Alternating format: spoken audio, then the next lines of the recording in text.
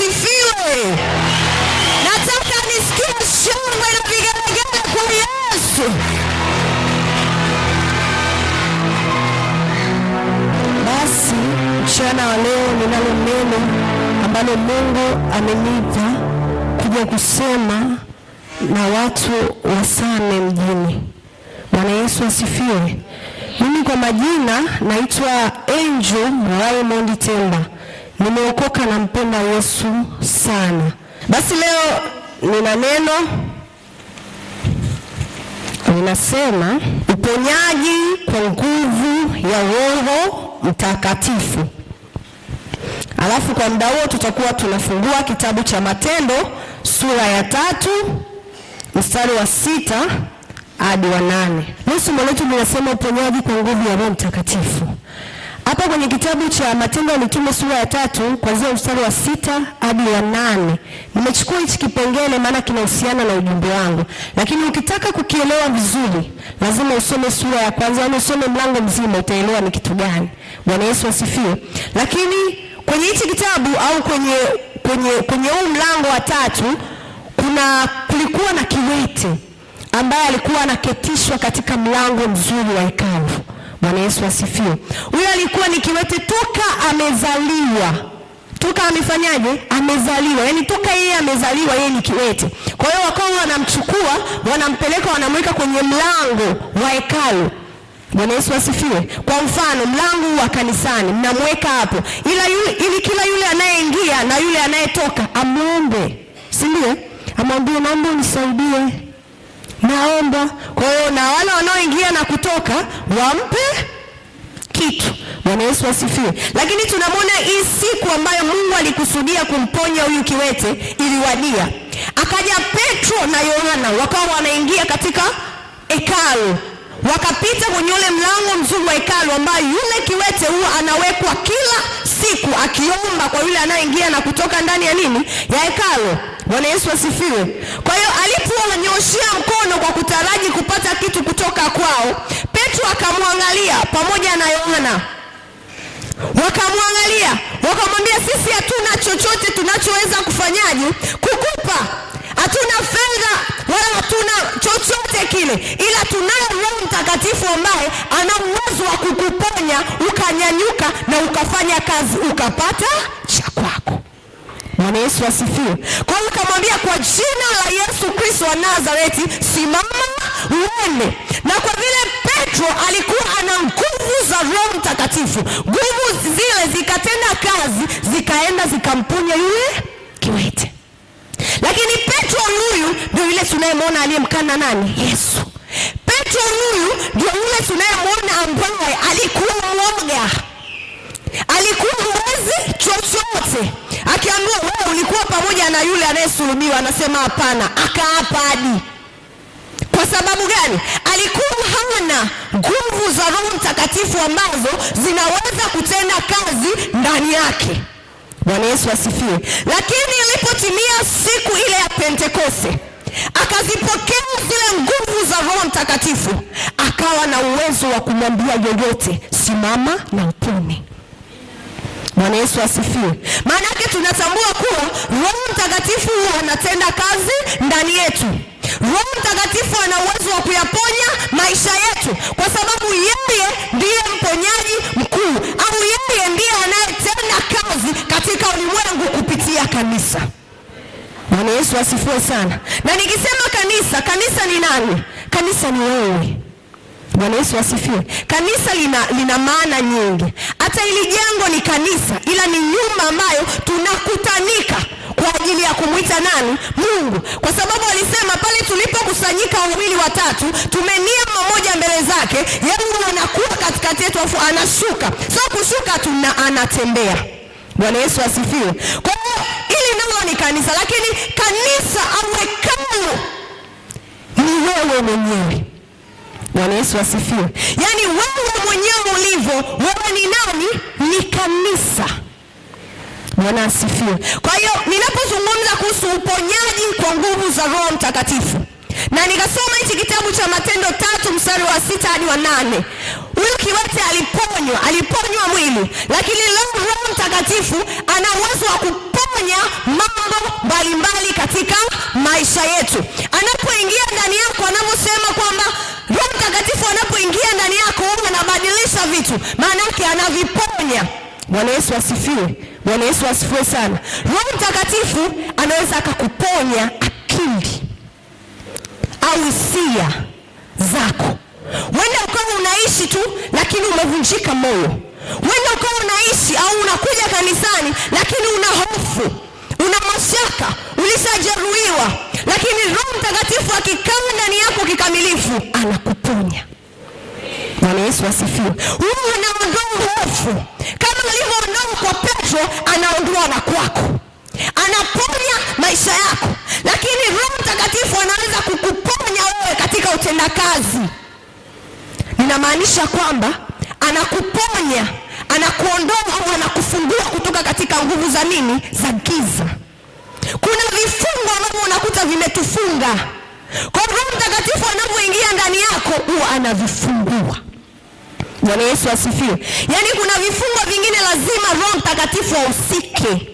Yaani ahusike kabisa kikamilifu na kwa viwango vingapi? Vikubwa.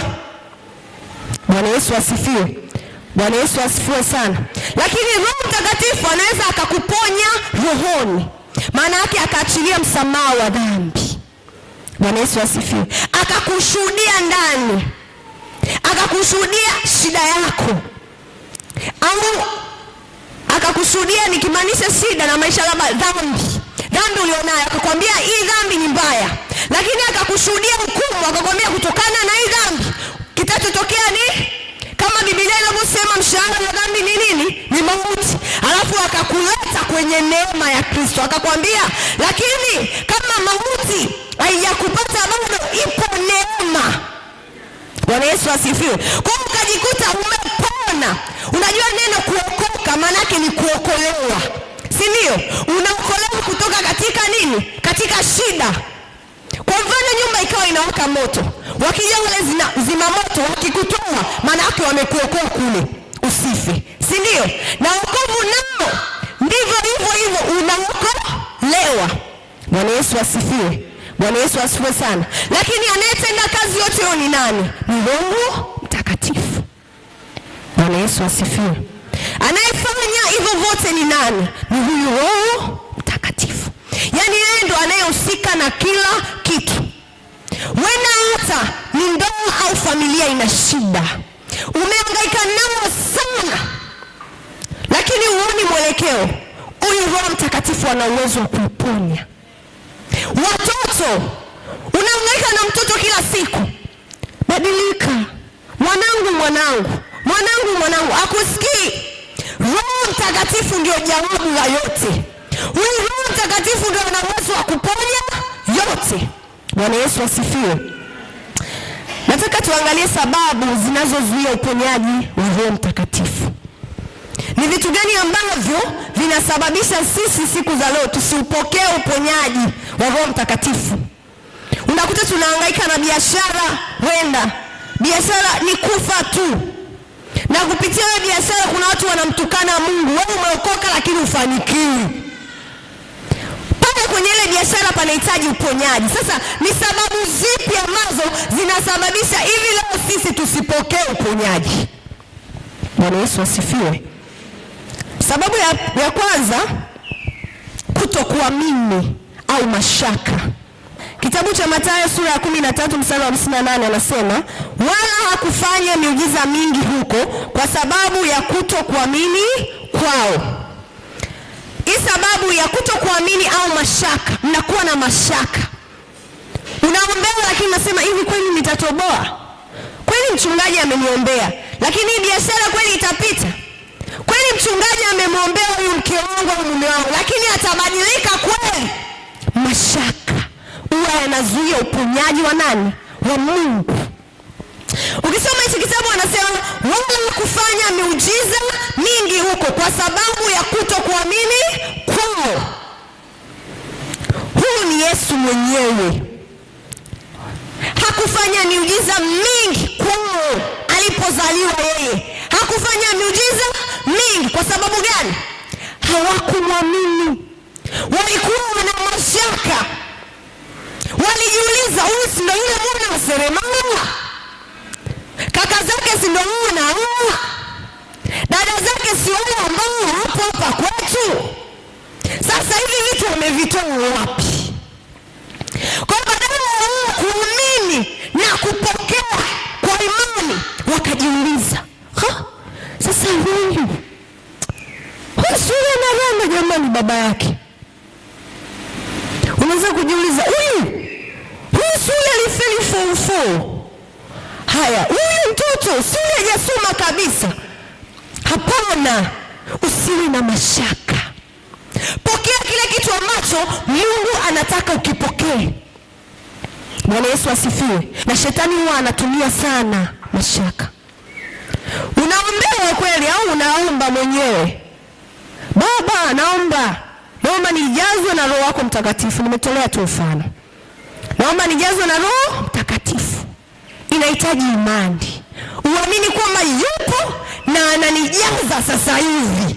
Si ndio? Ukiamini vile, anakuja kweli na anakujaza.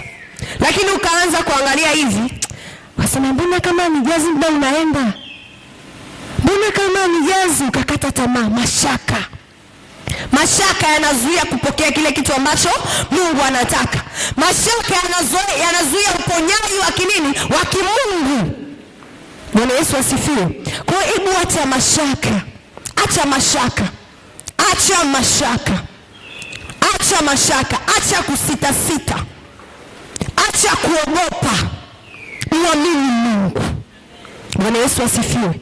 Unaamini biashara nitatoboa?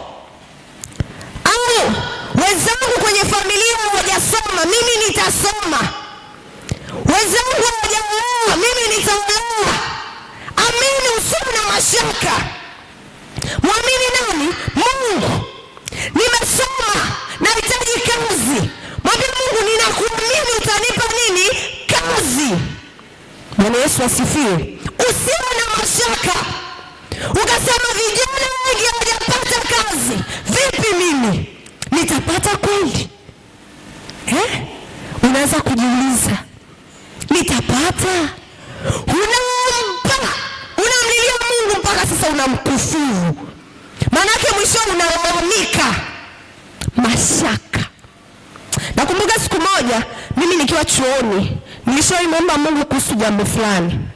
Nilikuwa gumu sana kwangu, yani kwa hali ya kibinadamu nilishindwa kulihimili. Nililia sana na Mungu. Nililia mpaka too much. Wazangu wakaniambia, Angel, na Mungu akupe kile ambacho unakihitaji. Nikasema amina.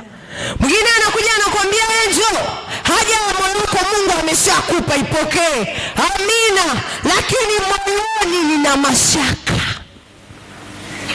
Nikifika kwenye maombi mwenyewe nalia mpaka naanza kumwambia Mungu, kwa nini hujaniona? Kwamba mimi sio mtu, hunioni? Nione basi. Yani namlazimisha Mungu anione kama ninaona vile anioni. Bwana Yesu asifiwe. Mashaka. Kwa hiyo nilichotakiwa kufanya ni kumwomba Mungu, kuamini amenipa na kumshukuru. Bwana Yesu asifiwe. Ndipo uponyaji unapotokea. Maana ukamwambia Mungu, nina dhambi fulani ambayo inanisumbua, ila ninakuamini wewe una uwezo wa kuiondoa, au una nguvu ya kunisaidia mimi kutoka katika hili shimo. Unaomba maombi yako ya nguvu kweli kweli. Alafu ukimaliza unapiga tena maombi ya nguvu, unamwambia Baba asante kwa sababu umetenda. Alafu tuone Mungu atatenda. Njoo na kanisani, toa sadaka. Mwambie Mungu, ninakuamini. Umenitendea jambo fulani. Hata kama bado hujaliona, ila imani inasababishaga Mungu anakitenda kila kitu. Bwana Yesu asifiwe. Kimwangalia mama alitoka na damu. Alitoka na damu miaka mingi sana. Alimfuata Yesu akamwambia, Yesu, nina shida hii na hii. Hapana. Aliamini, akasema nikienda kushika upindo wa vazi lake nitapona. Alipona hakupona. Kwa sababu gani? Aliamini, hakuwa na mashaka. Akasema, mbona watu wanasema huyu ni mwana wa seremala, mbona watu wanasema hili na lile na lile. Asingepona hata kama ili ni gharimu uhai wangu, ili muamini nani? Mungu. Hata kama unaona hapa nilipo ninakufa, muamini nani? Mungu. Si na mashaka, mpendwa. Amina. Sababu nyingine anasema dhambi ya siri. Dhambi ya siri, dhambi isiyotubiwa. Unakuwa na dhambi ya siri au itubu, unahangaika nayo tu moyoni. Hapo tufungue kitabu cha Isaya kwanza mstari wa kwanza hadi wa pili.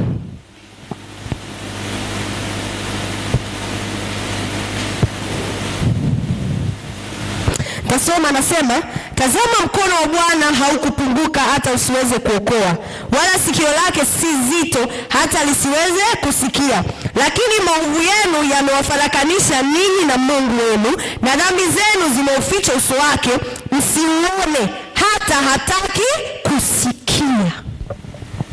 Bwana Yesu asifiwe. Bwana asifiwe sana. Dhambi za siri.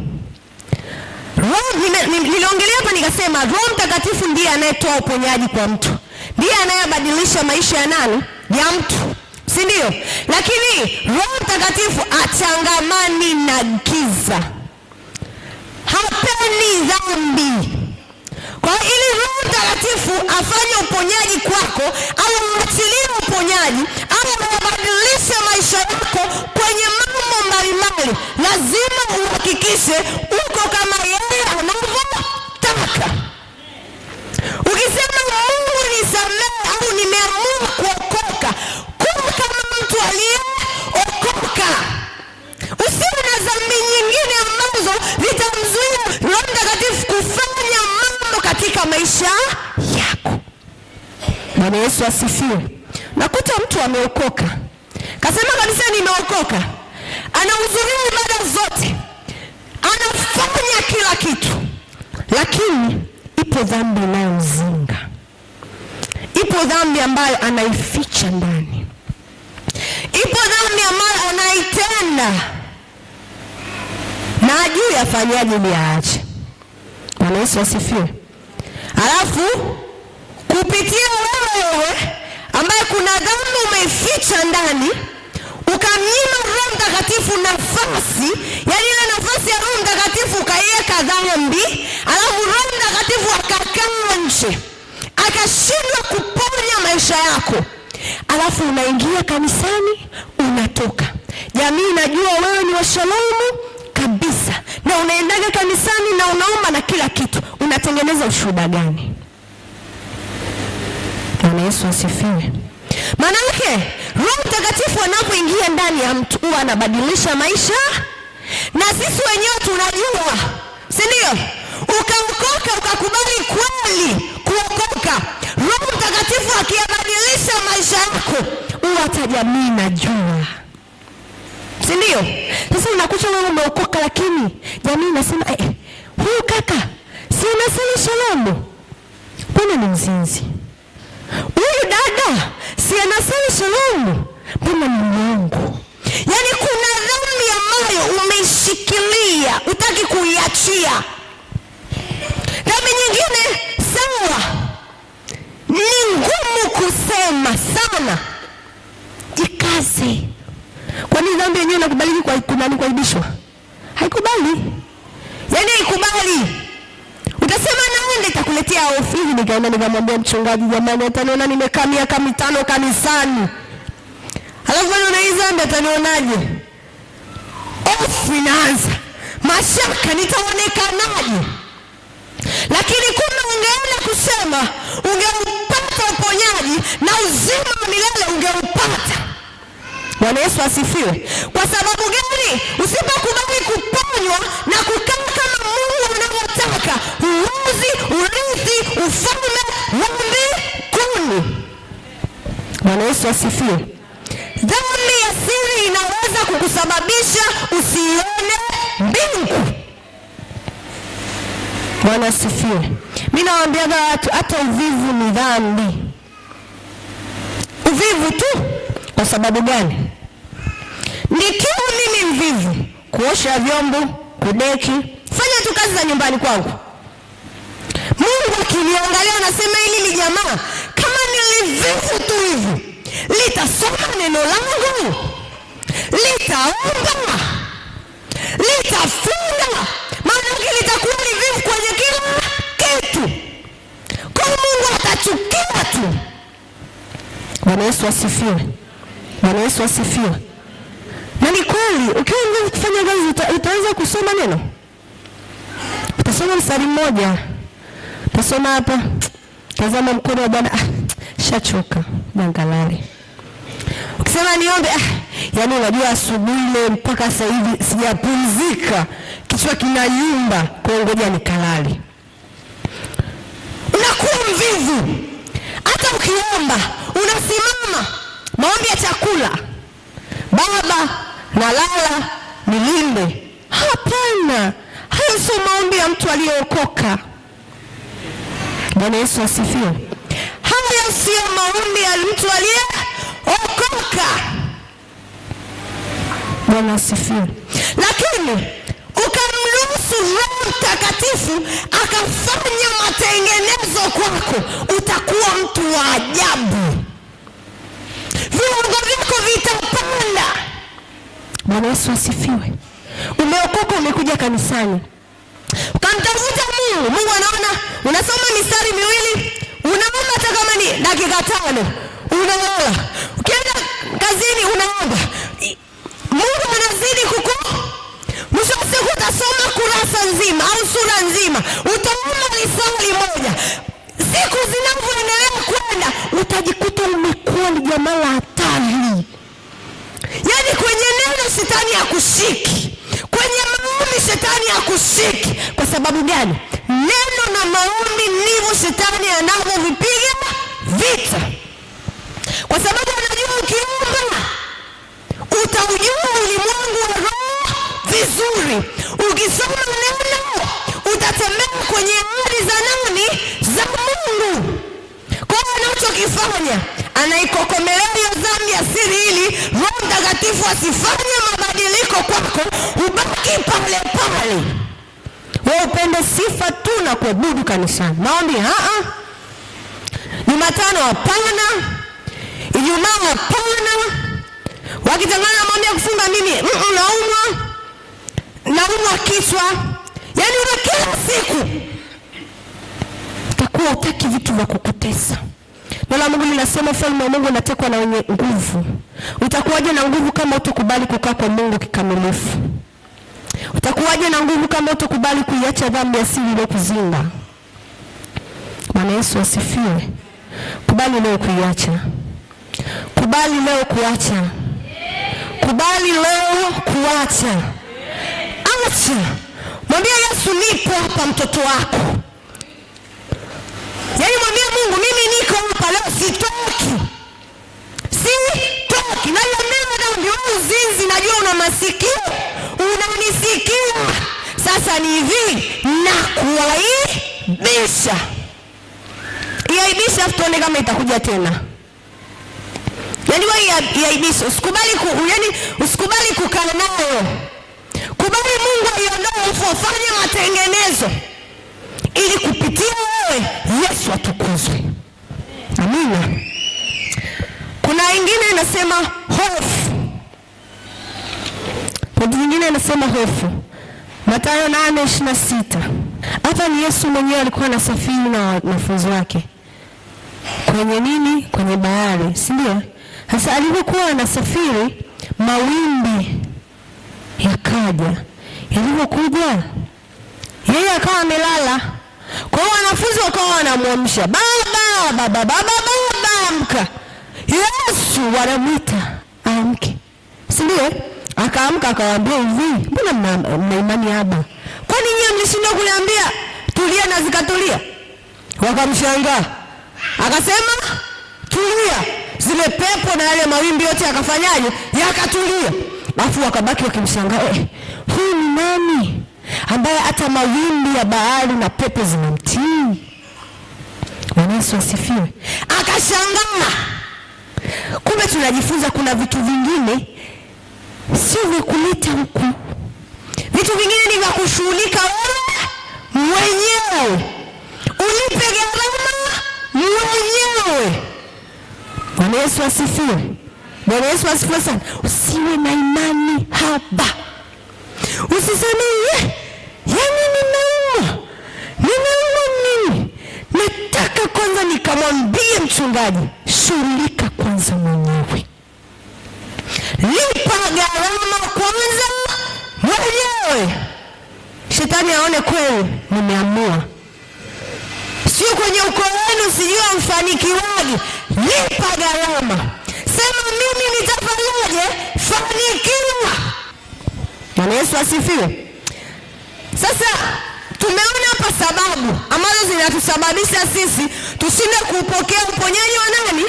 Wa Mungu. Lakini hebu tuangalie ni kitu gani ambacho tunatakiwa tukifanye sasa ili uponyaji wa kimungu tuupate. Mambo gani ambayo tunatakiwa tufanye? Jambo la kwanza, jenga imani kwa kusoma neno la Mungu na kuliamini. Jenga imani kwa kusoma neno la Mungu na kuliamini. Ibrania 11 mstari wa 6. Jenga imani kwa kusoma neno la nani? La Mungu, kwamba pasipo imani haiwezekani kumpendeza nani? Mungu. Maana yake tunatakiwa tulisome neno la Mungu alafu tulifanyaje? Tuliamini. Bwana Yesu asifiwe. Ndio uponyaji wetu. Simama na neno la Mungu kwenye kila kitu. Amina. Unaenda kwenye biashara yako, mwambie Mungu nisemaje? Kila nitakachokishika kwenye mkono wangu utafanyaje? Utakibariki. Kila niingia hapo na kutoka hapo utanibariki. Alafu tuone Mungu atakubariki. Alafu tia imani. Bwana Yesu asifiwe. Unauma, simama na neno la nani? La Mungu. Biblia inasema neno la Mungu ni moto ulao, tena ni upanga ukatao kuwili. Si ndio? Moto alafu ulao.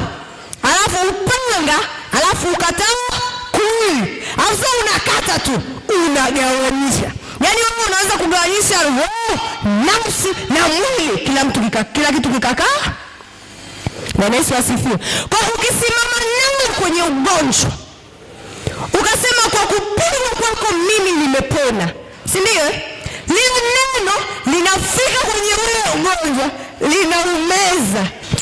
Kiri dhambi zako na utubu kwa Mungu. Yakobo 5 mstari wa 15. Bwana asifiwe. Kiri dhambi yako na utubu.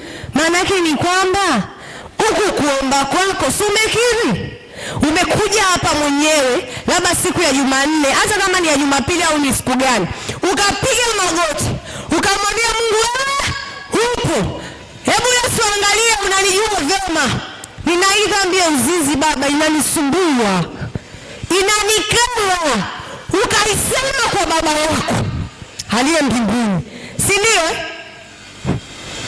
Afu ukaona kwa imani, ukaamini kwamba Mungu yupo, anakusikia na anakuponya.